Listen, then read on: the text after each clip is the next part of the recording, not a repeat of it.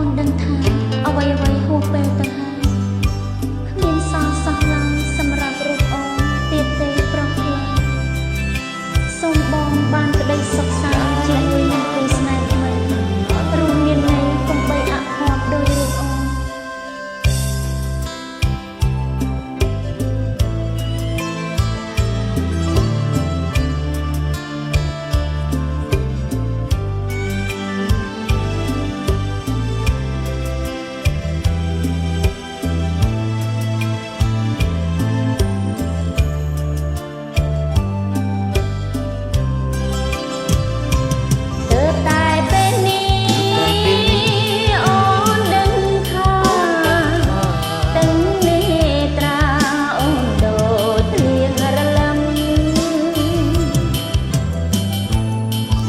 សោកស្ដា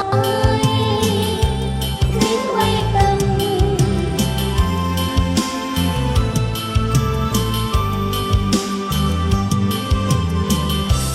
អើបើមិនដាច់ណាមិនមានអូនអើយ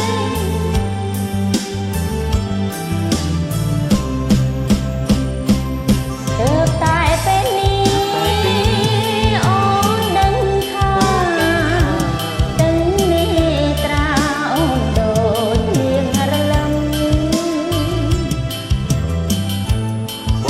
សោកស្ដា